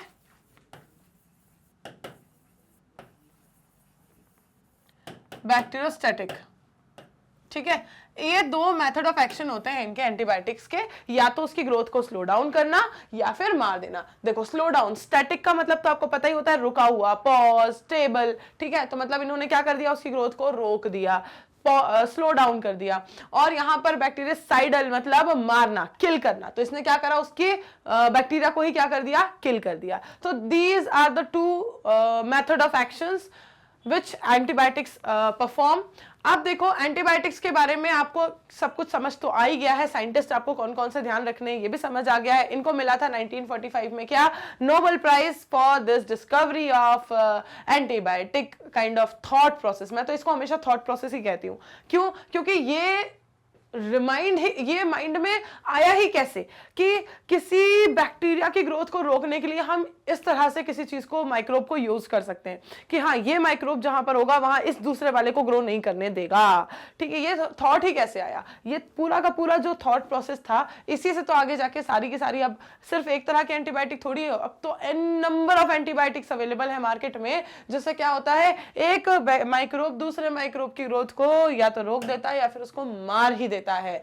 जैसे कि अब हम बात करें, यही उन्होंने कहा हुआ है कि आफ्टर पेनिसिलिन के बाद फिर ऐसे बहुत सारे एंटीबायोटिक्स की डिस्कवरी हुई, बहुत सारे एंटीबायोटिक्स को बनाया जाने लगा, सबका लार्ज स्केल प्रोडक्शन किया जाने लगा। सी, काफी सारे other antibiotics were also purified from other microbes, ठीक है। अलग अलग तरह के माइक्रोब से बहुत सारे एंटीबायोटिक्स को फिर प्योरीफाई किया गया। क्या आप ऐसे और बहुत सारे एंटीबायोटिक्स के नाम बता सकते हो? तो भाई ये वाला तो इजी पीजी क्वेश्चन है, ये भी मैं बता दूं तो मजा कैसे आएगा, ये भी मैं बता दूं तो मजा कैसे आएगा। देखो, एंटीबायोटिक की कहानी मैंने पूरी सुनाई आपको, राइट, पूरा स्टोरी मैंने खुद से बना के बता दिया आपको 5 सेकंड देने के बाद भी। लेकिन अगर मैं आपको ये भी बता दूं तो फिर तो मजा नहीं आएगा यार, कुछ तो आप लोग भी करोगे ना। हाँ, एक्टिवनेस बनी रहनी चाहिए। चलो जल्दी जल्दी जल्दी जल्दी जल्दी देखो भाई, कौन कौन से एंटीबायोटिक्स के नाम आपको पता है, जल्दी से देख लो भाई यहाँ पर, ठीक है। लिख दो, बढ़िया बढ़िया तरीके से भर दो कमेंट बॉक्स को, मैं पढ़ा रही हूं आगे।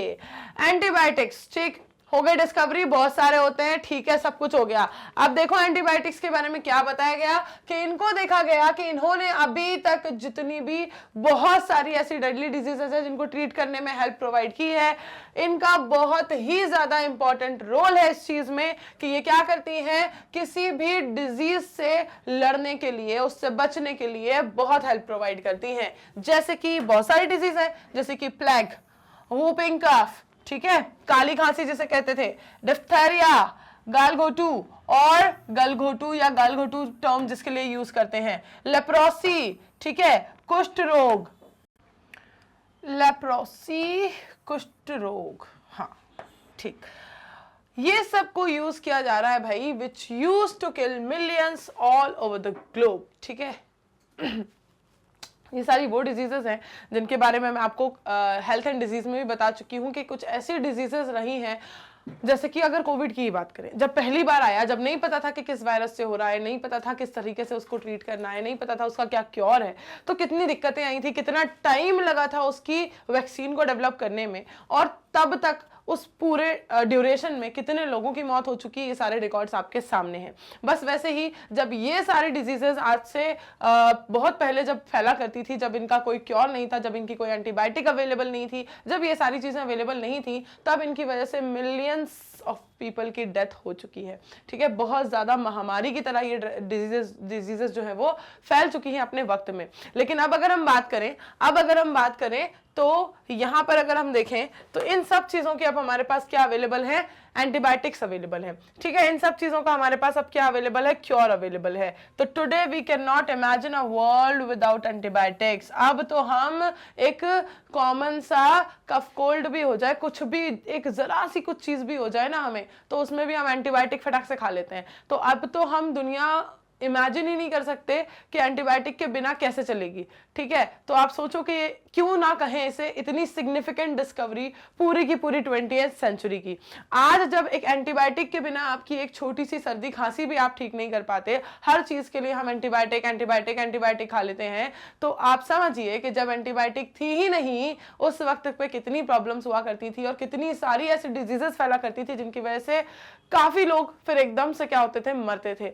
उसको कहते थे महामारी फैली हुई है, ठीक है। इस तरीके के टर्म्स आपने सुने होंगे कि भाई महामारी फैली हुई है, ये वाली तो जो है वो डिजीज बहुत ज्यादा क्या कर रही है, इसका तो काल छाया हुआ है, इस तरह के वर्ड्स आपने जरूर सुने होंगे, ठीक है। तो ये कुछ नहीं है, ये वही ड्यूरेशन है, ये वही पीरियड है जब इस तरह के डिजीजेस जो है वो फैल जाया करती थी, लेकिन उनका क्योर अवेलेबल नहीं था और अवेलेबल होने तक जो है वो लोग काफी सारे मर जाया करते थे, ठीक। तो लेकिन अब ऐसा नहीं है, अब हमारे पास इन सबके क्योर अवेलेबल हैं। हाँ, अगर कुछ नई चीजें आती जाएंगी तो उनको डेवलप करने में, उनके लिए वैक्सीन डेवलप करने में टाइम तो लगता है, और इसका बहुत अच्छा सा एग्जांपल हमारे सबके सामने है कोविड पीरियड जो जस्ट अभी अभी गया है, ठीक। चलो बात करते हैं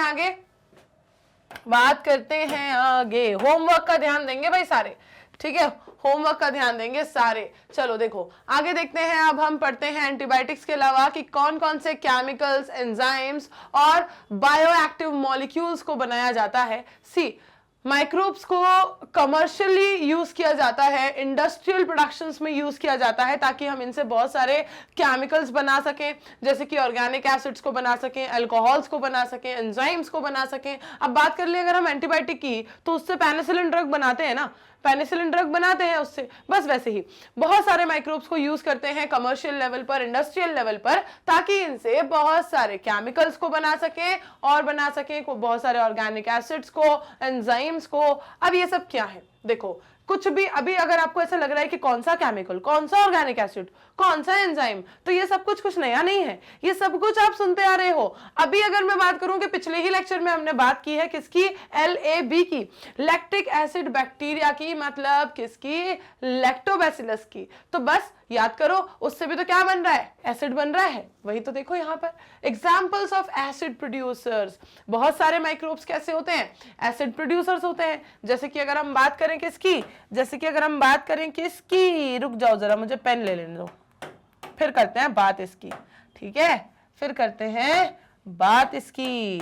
सी, जैसे कि अगर मैं बात करूं एस्परगिलस नाइगर, ये क्या है, एक फंगस है, क्या बनाता है, सिट्रिक एसिड, ठीक है, सिट्रिक एसिड। और अगर हम बात करें एसिटोबैक्टर एसिटाई, ये एक बैक्टीरियम है, क्या बनाएगा, ऑफ एसिटिक एसिड। और अगर मैं बात करूं क्लोस्ट्रिडियम ब्यूटालिकम, एक बैक्टीरियम है फॉर ब्यूटारिक एसिड। और अगर हम बात करें लैक्टोबैसिलस, जिसकी कर भी चुके हैं बात हम, ये क्या है, बैक्टीरियम है जो बनाता है लैक्टिक एसिड, ठीक है। तो ये सब क्या है, ये सब एसिड बनाने वाले माइक्रोब्स हैं।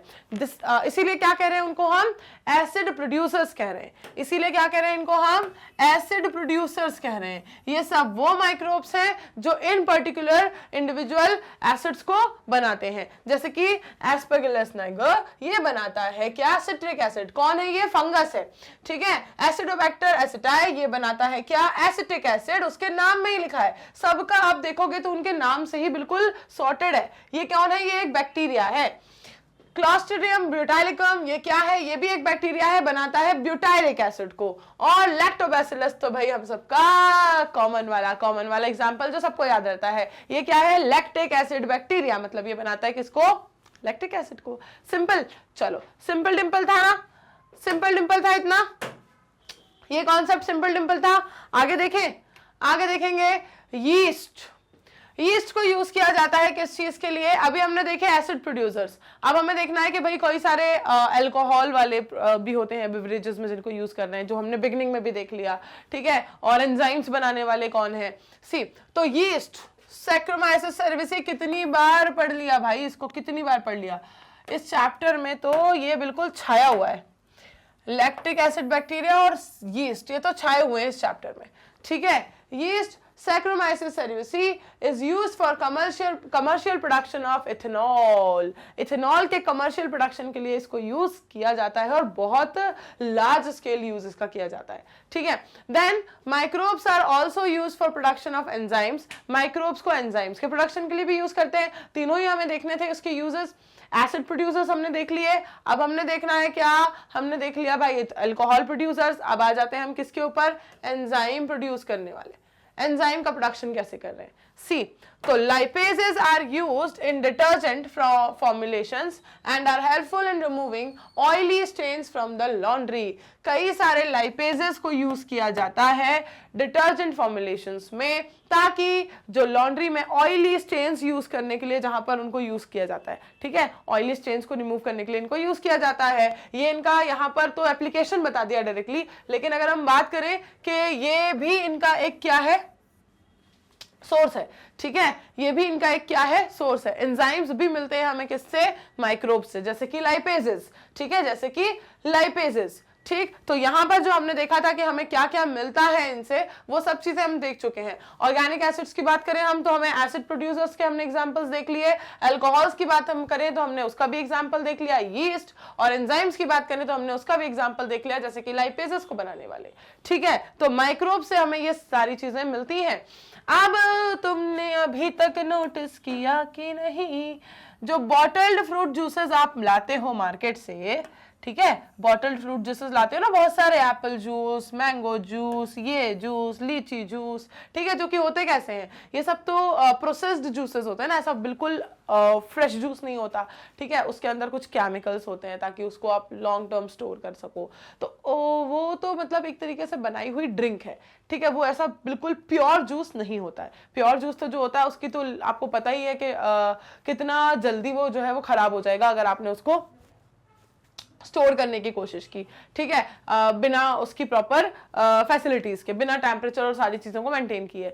अब ये जो बॉटल्स होती हैं, ये जो जूसेस की बॉटल्स होती हैं, ये तो वैसे भी रखी रहती हैं, तो फिर ये कैसे इतना चल जाती हैं, ये खराब क्यों नहीं होते, मतलब इनके पास है क्या, केमिकल्स। तो समझो जरा कि ये जो बॉटल्ड फ्रूट जूसेस आपको मार्केट में मिलते हैं, जो आप लेकर आते हो, ये क्या होते हैं, ठीक है, क्या होते हैं, ये किस तरह से बनते हैं, और ऐसा क्यों होता है कि जो जूस आप फ्रेश जूस बनाते हो और अगर आपने मार्केट से लेकर आए, आप फॉर एग्जांपल कौन सा जूस लेकर आए, मैंगो जूस लेकर आए, तो वो इतना क्लियर और इतना थिन और इस तरीके से इसका टेक्सचर इतना अलग क्यों होता है, और जो आप फ्रेश बनाओगे पल्प के साथ वो इतना अलग क्यों होता है।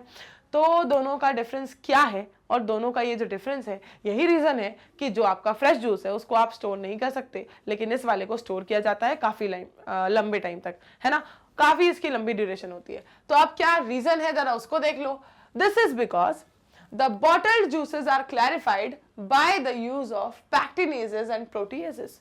जो बॉटल्ड जूसेस होते हैं उनमें यूज किए जाते हैं क्लैरिफिकेशन के लिए, ठीक है, उन सबको क्लैरिफाई करने के लिए कुछ एंजाइम्स, जैसे कि पैक्टिनेजेस और प्रोटीएजेस, ठीक है, इन सारे एंजाइम्स को यूज किया जाता है, जैसे कि पैक्टिनेजेस और प्रोटीएजेस। किसकी स्पेसिफिक बात कर रहे हैं हम, बॉटल्ड जूसेस का स्पेसिफिक केस ले रहे हैं, जहां पर उनको क्लैरिफाई करने के लिए, जो आप फ्रेश जूस बनाओगे सेम मटेरियल का, तो उसमें आपको दिखेगा क्या, उसकी थिकनेस, उसका पल्प, लेकिन अगर हम उसका बॉटल्ड जूस को कंपेयर करेंगे तो वो काफी कैसा होगा, क्लियर होगा, उससे थिन होगा, उसका टेक्सचर बहुत अलग होगा। तो वो इसलिए क्योंकि उसको क्या किया जा रहा है, क्लैरिफाई किया जा रहा है पैक्टिनेजेस और प्रोटीएजेस से। अब सॉरी, आगे आते हैं नेक्स्ट टॉपिक पर। हाँ, स्ट्रेप्टोकाइनेस, ये क्या है, ठीक है, स्ट्रेप्टोकाइनेस की कहानी शुरू करते हैं अब। This is produced by the bacterium Streptococcus and modified by genetic engineering. ये प्रोड्यूस होता है स्ट्रेप्टोकॉकस बैक्टीरियम से। स्ट्रेप्टोकॉकस से आपको याद आ गया होगा कि बात चल रही है किसकी, स्ट्रेप्टोकॉकस के बारे में आपने एक बैक्टीरिया के बारे में पढ़ा हुआ है जो एक डिजीज को कॉज करता है। कौन सी डिजीज को कॉज करता है, streptococcus pneumonia. Yes, streptococcus pneumonia हमने पढ़ा हुआ है, जो डिजीज कौन सी कॉज करता है, निमोनिया, है ना। यहां पर किसकी बात हो रही है, जरा इसको देख लो पहले फिर देखते हैं। देखो, स्ट्रेप्टोकाइनेस प्रोड्यूस करता है कौन, स्ट्रेप्टोकोकस बैक्टीरियम, और इसको फिर जेनेटिक इंजीनियरिंग की हेल्प से मॉडिफाई किया जाता है और यूज किया जाता है एज अ क्लॉट बस्टर, ठीक है, क्लॉट्स को बस्ट करने के लिए और for removing clots from the blood vessels of patients who have undergone myocardial infarction, ठीक है, myocardial infarction leading to heart attack. अगर किसी भी पेशेंट में, देखो यहां पर आपको स्पेसिफिक यूज बताया जा रहा है इसका स्ट्रेप्टोकाइनेज का, which is also an enzyme, which is also an enzyme, ये भी क्या है, एक एंजाइम है ना, तो इसका पर्टिकुलर आपको यूज यहां पर बढ़ा रहे हैं, इस पर्टिकुलर एंजाइम का यूज आपको बता रहे हैं कि क्या है। देखो स्ट्रेप्टोकाइनेज का यूज क्या बता रहे हैं यहां पर, ये ऑब्टेन होता है किससे, स्ट्रेप्टोकोकस बैक्टीरिया से, ठीक है। उसके बाद इसका एक्शन क्या है, क्या काम ये करता है, क्या इसका यूज है। मायोकार्डियल इन्फेक्शन के केसेस में जब क्या हो, जब ब्लड सर्कुलेशन के वक्त, ठीक है, आर्टरीज में, वेन्स में, ठीक है, आर्टरीज में अगर क्या हो जाए, कुछ क्लॉट्स आ जाए, ठीक है, अगर ब्लड क्लॉट्स पाए जा रहे हैं, तो उन ब्लड क्लॉट्स को फिर वहीं पर डिसॉल्व करने के लिए और वहां से रिमूव करवाने के लिए यूज किया जाता है किसे, इस स्ट्रेप्टोकाइनेज को, क्योंकि इसे कहा जाता है क्लॉट बस्टर। ये क्लॉट्स को क्या कर देता है, बस्ट कर देता है, फोड़ देता है और उन्हें क्या कर देता है, डिसॉल्व कर देता है, तो इसे कहते हैं क्लॉट बस्टर।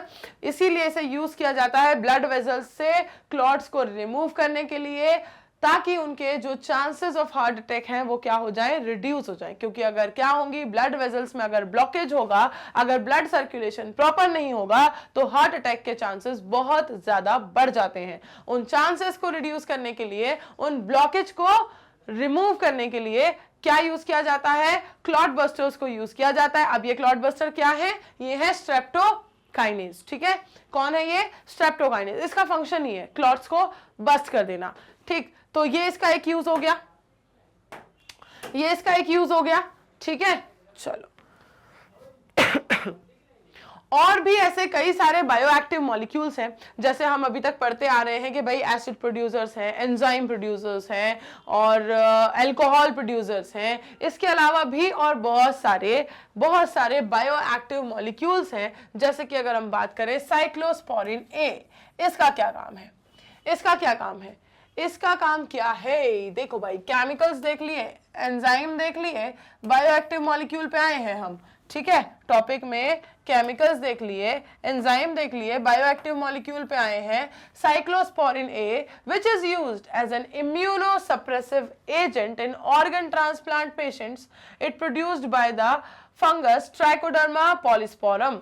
ये प्रोड्यूस होता है एक फंगस ट्राइकोडर्मा पॉलीस्पोरम से, और इसे यूज किया जाता है ऑर्गन ट्रांसप्लांट पेशेंट्स में, ठीक है। क्यों यूज करते हैं, क्या कर रहा है ये उन पेशेंट्स के अंदर, उन्हें किस तरह से हेल्प कर रहा है, इम्यूनोसप्रेसिव एजेंट। अब आप सोचोगे कि मैम इम्यून सिस्टम को सप्रेस करने की क्या जरूरत है, सप्रेस करने का मतलब तो होता है कि उसको दबा के रखना, उसका फंक्शन जो है वो रिड्यूस कर देना, तो यहां पर इसको रिड्यूस क्यों करना है, इसकी इम्यूनिटी को रिड्यूस क्यों करना है, सप्रेस क्यों करना है इस इंसान की जिसने अभी अभी ऑर्गन ट्रांसप्लांट करवाया है, भाई इसलिए करना है कि अगर उसकी इम्यूनिटी बहुत ज्यादा एक्टिव रही, अगर उसका इम्यून सिस्टम बहुत ज्यादा एक्टिव रहा और कहीं अगर बॉडी ने ये सोचना शुरू कर दिया कि ये जो ऑर्गन ट्रांसप्लांट हुआ है ये सेल तो मेरी है ही नहीं, ये तो क्या है, नॉन सेल्फ है, ये तो फॉरेन सेल है, अगर उसने उसे मारना स्टार्ट कर दिया तो जो ऑर्गन ट्रांसप्लांट हुआ है वो तो सक्सेसफुल नहीं हो पाएगा ना, अनसक्सेसफुल हो जाएगा, उसको बॉडी क्या करेगी, एक्सेप्ट नहीं करेगी, रिजेक्ट कर देगी।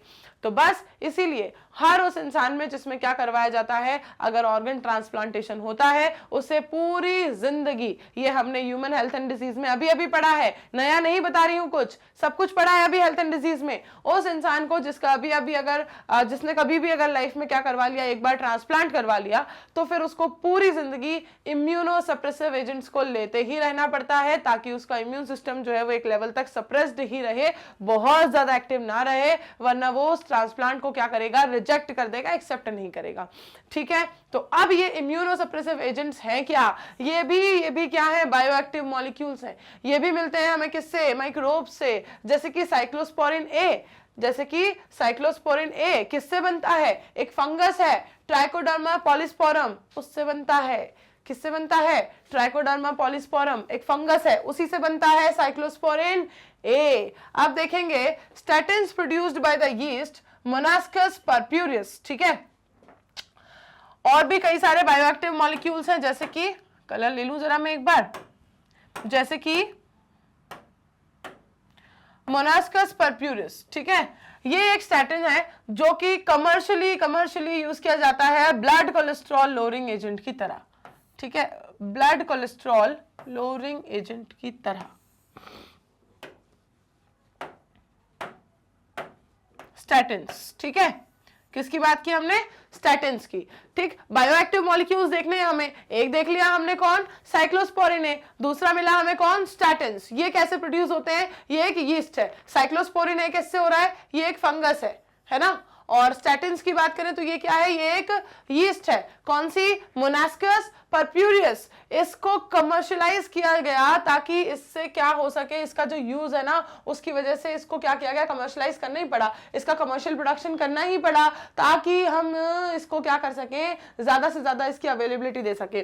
फंक्शन इतना अच्छा कर रही है, ब्लड कोलेस्ट्रॉल लोअरिंग एजेंट, जो ब्लड कोलेस्ट्रॉल है उसको क्या करके रखती है, मिनिमाइज करके रखती है। It acts by competitively inhibiting the enzyme responsible for synthesis of cholesterol. और ऐसा कैसे करती है, वो एंजाइम जो कि कोलेस्ट्रॉल को सिंथेसाइज करने के लिए रिस्पॉन्सिबल है उसके साथ लगातार लड़ती रहती है और उसको हराती रहती है। इसलिए ये क्या करती है, ब्लड में कोलेस्ट्रॉल के लेवल को लो मेंटेन करके रखने में हेल्प करती है। क्यों कह रही हूं मैं, क्योंकि यीस्ट है वो, ठीक है, करती है क्यों कह रही हूं मैं, क्योंकि यीस्ट है वो, बैक्टीरिया नहीं है, ठीक है। तो भाई ये दोनों हमने पढ़े, ये दोनों क्या है, करती हैं, कौन कौन, फंगस और यीस्ट। फंगस क्या है, ट्राइकोडर्मा पॉलीस्पोरम, क्या कर रही है, ये करती है क्या, इसका काम है इम्यूनो सप्रेसिव एजेंट की तरह वर्क करना।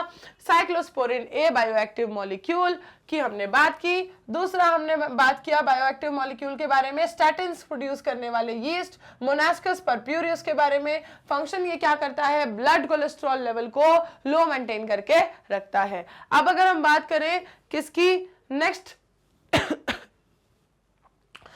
अगर हम देखें कि हमने अभी तक क्या क्या पढ़ा है, कौन कौन से हमने अभी तक एक्शंस पढ़े हैं इंडस्ट्रियल प्रोडक्ट्स के अंदर, कहां कहां इसका यूज किया जा रहा है माइक्रोब्स का, कितने सारे माइक्रोब्स के यूजेस हैं, किस किस तरीके से इनको अप्लाई किया जा रहा है, इनके इम्प्लीमेंटेशंस किए जा रहे हैं, इंडस्ट्री में किस तरीके से इनको फिर लार्ज स्केल प्रोड्यूस किया जा रहा है, किन वेजल्स में किया जा रहा है, राइट। तो हर एक चीज जो हमने पढ़ी है, हर लेक्चर में जैसा हम करते हैं, बस पूरा का पूरा हमें रिव्यू लेके चलना है एक बार, फटाफट से एक क्विक रिव्यू, ठीक है, जिसमें हम पूरे के लेक्चर को क्या कर लेंगे, एक बिल्कुल शॉर्ट समरी में बांध लेंगे, ठीक है। चलो स्टार्ट कर रही हूं मैं जल्दी से स्टार्ट कर रही हूं। देखो स्टार्ट किया हमने कहां से, माइक्रोब्स इन इंडस्ट्रियल प्रोडक्ट, क्या क्या पढ़ा इसके अंदर हमने। सबसे पहले तो हमने देखा इंडस्ट्री में इनको कैसे ग्रो करवाया जाता है, फर्मेंटर्स के अंदर। दूसरी बात हमने देखी कि भाई इनके एग्जांपल्स अगर हम देखें तो जितनी भी बेवरेजेस होती हैं, जितनी भी एंटीबायोटिक्स बनती हैं, उन सब में इनको यूज किया जा रहा है, इन्हीं की हेल्प से वो बन रही हैं, है ना, अदरवाइज नहीं बनती। देन हमने देखा फर्मेंटेड बेवरेजेस में कौन कौन से बेवरेजेस इनसे बनते हैं। तो सबसे पहले हमें यहाँ पर मिला कौन, ब्रूअर्स यीस्ट या बेकर्स यीस्ट, कौन, सैक्रोमाइसिस सेरेसी, जिसको यूज किया जाता है ब्रेड मेकिंग में, जिसको यूज किया जाता है केक मेकिंग में, जिसको यूज किया जाता है कहाँ, जिसको यूज किया जाता है फर्मेंटेशन की प्रोसेस करवाने में, बहुत ही ज्यादा पफी सा डो बनाने में, और क्या करवाने में, कार्बन डाइऑक्साइड का प्रोडक्शन करवाने में डो के अंदर, है ना। कौन सी रिएक्शन को ये यूज करते हैं, कौन सी मेटाबॉलिक रिएक्शन इन्होंने यूज की थी, मैंने लिखकर दिखाई थी आपको, ग्लूकोज को इन्होंने तोड़ दिया था, यीस्ट ने ग्लूकोज को तोड़ दिया था किसमें, इथेनॉल और कार्बन डाइऑक्साइड में, राइट। C6H12O6 जो आपका ग्लूकोज है उसको इसने, यीस्ट ने, सैक्रोमाइसिस सेरेसी ने तोड़ दिया था C2H5OH मतलब इथेनॉल और CO2 मतलब कार्बन डाइऑक्साइड में। इस रिएक्शन को कहा था क्या, अल्कोहलिक फर्मेंटेशन। ये कौन सी रिएक्शन है, कौन सी मेटाबॉलिक रिएक्शन ये थी, सी मेटाबॉलिक रिएक्शन पूछी गई थी आपसे, कौन सी थी ये थी अल्कोहलिक फर्मेंटेशन, है ना। फर्मेंटेशन की बात यहां हुई। अब अगर अलग अलग रॉ मटेरियल को अलग अलग तरीके से फर्मेंट किया जाए, विद डिस्टिलेशन और विदाउट डिस्टिलेशन, तो उनके प्रोडक्ट्स जो है वो थोड़े थोड़े वेरी करते हैं। जैसे कि अगर हम बात करें तो वाइन और बियर को प्रोड्यूस किया जाता है विदाउट डिस्टिलेशन, और विस्की, ब्रांडी, रम को प्रोड्यूस किया जाता है फर्मेंटेशन से, डिस्टिलेशन से, ठीक है। देन यहां जो आपको ये पूरा का पूरा दिख रहा है फर्मेंटेशन प्लांट दिखाई दे रहा है, कैसे लार्ज स्केल प्रोडक्शन इसका किया जाता है इंडस्ट्री के अंदर, राइट। फर्मेंटर्स को कैसे यूज किया जाता है, कैसे मैनेज किए जा रहे हैं। देन अब हम बात करें अगर इनके एंटीबायोटिक्स की यूज वाली, ठीक है, कि एंटीबायोटिक्स की तरह इनको कैसे यूज किया गया, तो एंटीबायोटिक वाला जो ये मैकेनिज्म है, ये जो डिस्कवरी है, ये हमेशा याद रखना, it is a chance discovery. कोई करने बैठा नहीं था एंटीबायोटिक की डिस्कवरी, बस वो हो गई और बस बिल्कुल सबसे ज्यादा सिग्निफिकेंट डिस्कवरी साबित हो गई पूरी 20th सेंचुरी की। नोबेल प्राइज किसे मिला इसके लिए? नोबेल प्राइज मिला है फ्लेमिंग, ठीक है, और चेन एंड फ्लोरे को। कब मिला? 1945 में। ठीक, सबसे पहले तो देखो चांस डिस्कवरी हुई कैसे थी। हाँ, चांस डिस्कवरी हुई कैसे थी? अलेक्जेंडर फ्लेमिंग अपने हॉलिडे से वापस आए, उन्होंने देखा कि भाई मेरी जो अनवॉश्ड कल्चर प्लेट थी इसके अंदर स्टेफाइलोकोकाई ग्रो करने की बजाय कुछ और ग्रो करके बैठा हुआ है, एक मोल्ड ग्रो कर रहा है, और ये जो मोल्ड है ये एक केमिकल प्रोड्यूस कर रहा है जिसकी वजह से जो मेरा स्टेफाइलोकोकाई है वो तो इसमें ग्रो कर ही नहीं पा रहा। तो यहां से क्या हुआ? यहां पर हुआ ऑब्जर्वेशन, ठीक है, जो मोल्ड था उसको नाम दे दिया गया क्या? पेनिसिलियम नोटाटम, और जो केमिकल उसने प्रोड्यूस किया जिसकी वजह से स्टेफाइलोकोकाई ग्रो नहीं कर पाया, उस केमिकल को कहा पेनिसिलिन। क्या कहा उस केमिकल को? पेनिसिलिन। उसके बाद आए हम कहा? उसके बाद हमने देखा कि भाई एंटीबायोटिक को अगर टर्म्स के लेवल पर हम समझें तो एंटी का मतलब होता है अगेंस्ट, बायोटिक का मतलब होता है लाइफ। तो ये किसके अगेंस्ट? किसकी लाइफ के अगेंस्ट? डिजीज कॉजिंग माइक्रोब की अगेंस्ट। जैसे कि अगर हम बात करें स्टेफाइलोकोकाई, ये क्या करता है? डिजीजेस कॉज करता है, जैसे ऑस्टियोमाइलाइसिस, ठीक है, मेलाइटिस या फिर स्किन इन्फेक्शंस, काफी सारे डिजीजेस ये कॉज करता है। इन सारे डिजीजेस से बचने के लिए इस केमिकल को एक्सट्रैक्ट करके यूज कर लिया जाएगा। कौन से केमिकल को? पेनिसिलिन को, जिसके होते हुए वो ग्रो नहीं कर पा रहा था, बस उसको यूज कर लिया जाएगा एज अ ड्रग, कि अगर वो केमिकल हमारे पास है तो फिर ये स्टेफाइलोकोकाई तो ग्रो करने से रहा। ठीक, बस यही कंडीशन है जिसमें क्या हो जाएगा? ये एंटीबायोटिक्स का जो एक्शन है वो पर्पस सर्व हो जाएगा। इसी तरीके से डिस्कवरी हुई है एंटीबायोटिक की, और जो इसका मोटिव, जो इसका थॉट प्रोसेस है, उसको फर्दर यूज किया है किसने? चेन और फ्लोरे ने। इसलिए तीनों को कंबाइनिंगली दिया गया था Nobel Prize for discovery of antibiotic. ठीक है, ऑब्जर्व करने वाले को भी और ड्रग को एक्सट्रैक्ट करने वाले को भी। ठीक, अब अगर हम बात करें आगे कि यहां पर ये डिस्कवरी से रिलेटेड तो हम पूरा पढ़ चुके हैं, है ना, ये पूरा मैंने आपको बता दिया।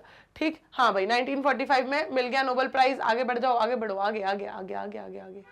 हाँ, काफी सारी डिजीजेस ऐसी हैं जिनसे पहले बहुत सारे मिलियंस ऑफ पीपल की डेथ हो चुकी है, लेकिन अब सबकी क्या बन चुकी हैं? एंटीबायोटिक्स बन चुकी हैं। जैसे कि कौन कौन सी डिजीजेस? जैसे कि प्लेग, वूपिंग कफ, काली खांसी जिसे कहते हैं, डिफ्थेरिया और लेप्रोसी, कुष्ठ रोग। ठीक, ये सारी वो डिजीजेस हैं जो एक वक्त पर बहुत खतरनाक डिजीजेस हुआ करती थी, क्योंकि उनका कोई इलाज नहीं मिल रहा था, मिलियंस ऑफ पीपल उससे मर रहे थे। ठीक है, तो अब इन सब के लिए क्या बन चुकी है? एंटीबायोटिक्स, और डिजीज सबके लिए क्योर मिल चुका है हमें। आज की जनरेशन में, आज की करंट टाइम में हम तो इमेजिन भी नहीं कर पाएंगे कि एंटीबायोटिक के बिना हम कैसे जिएंगे। ठीक, क्योंकि आजकल तो हम हर एक छोटी सी खांसी, हर एक छोटी सी चीज के लिए भी एंटीबायोटिक खाने लगते हैं, उसके बिना हम रिलीफ ही नहीं पाते। ठीक, तो अब हम देखेंगे भाई कि इंडस्ट्रियल प्रोडक्ट्स के साथ साथ माइक्रोब्स को केमिकल्स प्रोड्यूस करने वाले माइक्रोब्स कौन से? एंजाइम प्रोड्यूसिंग माइक्रोब्स भी हैं, बायोएक्टिव मॉलिक्यूल्स भी इनसे हमें मिलते हैं। ठीक है, ये सारे इनके आप कह सकते हो माइक्रोब्स के यूजेस हैं, या आप कह सकते हो ये सारा माइक्रोब्स का क्या है? सिग्निफिकेंस है कि भाई वो ये सब कुछ हमें देते हैं, ये सारे प्रोडक्ट जिनका कितना अच्छा अच्छा यूज है। जैसे कि केमिकल प्रोड्यूस की हम बात करें, अगर ऑर्गेनिक एसिड्स की अगर हम बात करें, तो एसिड प्रोड्यूसर्स कौन कौन से हैं? एस्परगिलस नाइगर, है ना, ये एक फंगस है, सिट्रिक एसिड बनाता है। इतने तो सिर्फ हम पढ़ रहे हैं तो भाई बहुत। ठीक, एसिटोबैक्टर एसिटाई, ये एक बैक्टीरियम है, एसिटिक एसिड बनाता है। क्लॉस्ट्रिडियम बोटालिकम, ये क्या है? बैक्टीरियम है, ब्यूटारिक एसिड बनाता है। लैक्टोबैसिलस के बारे में तो सब जानते हैं, ये लैक्टिक एसिड बैक्टीरिया है, लैक्टिक एसिड को बनाता है। ठीक है, यीस्ट क्या है? सैक्रोमाइसिस सर्विसी, ये बनाता है भाई, अगर हम अल्कोहल्स के प्रोड्यूशन की बात करें, प्रोडक्शन की बात करें, तो इथेनॉल को बनाता है। और अगर हम बात करें अब एंजाइम्स के प्रोडक्शन की, तो माइक्रोब्स एंजाइम्स भी प्रोड्यूस करते हैं, जैसे कि लाइपेजेस, जैसे कि स्ट्रेप्टोकाइनेज, जैसे कि पैक्टिनेजेस, प्रोटीएजेस, ये सब किससे बनते हैं? माइक्रोब से बनते हैं। और अगर हम बात करें अब बायोएक्टिव मॉलिक्यूल्स की, तो बायोएक्टिव मॉलिक्यूल्स में भी हमने देखो क्या क्या पढ़ा? साइक्लोस्पोरिन ए, ठीक है, स्टैटिन्स, ये सारे क्या हैं? These all are bioactive molecule. ये किससे मिला? ये मिला हमें एक फंगस ट्राइकोडर्मा पॉलीस्पोरम से। ये मिला स्टैटिन्स हमें किससे? एक यीस्ट मोनास्कस परप्यूरियस से। ठीक है, तो ये था हमारा आज का पूरा लेक्चर, जिसमें हमने पढ़ा कि इंडस्ट्रियल प्रोडक्ट्स जो भी हमें मिलते हैं मार्केट में, ठीक है, इन सारे इंडस्ट्रियल प्रोडक्ट्स को किन माइक्रोब्स के एक्शन से किस तरह से बनाया जाता है, और ये सारे माइक्रोब्स कितनी वैरायटी ऑफ चीजों को हमें प्रोवाइड करते हैं, केमिकल्स को, एसिड्स को, अल्कोहल को, ठीक है, एंजाइम्स को, बायोएक्टिव मॉलिक्यूल्स को, कितनी सारी चीजें ये माइक्रोब्स हमें प्रोवाइड करते हैं।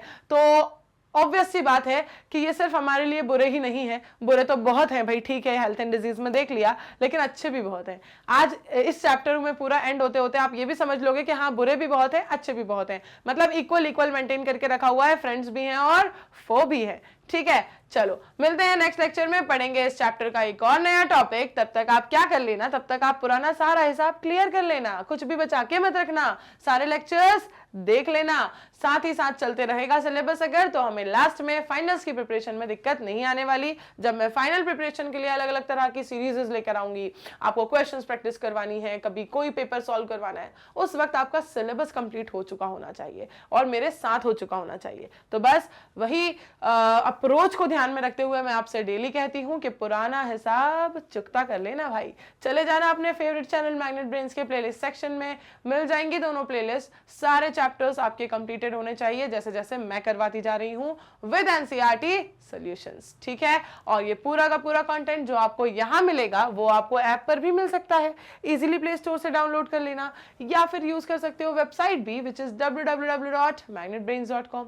हर जगह आपको फुल कोर्स कंटेंट अवेलेबल हो जाएगा एब्सोल्युटली फॉर फ्री, और यूज कर सकते हो आप ई बुक्स और ई नोट्स को भी, जिनका लिंक आपको डिस्क्रिप्शन बॉक्स में मिल जाएगा। चलिए मिलते हैं नेक्स्ट लेक्चर में, पढ़ेंगे इस चैप्टर का एक और नया topic. Till then bye bye, take care everyone.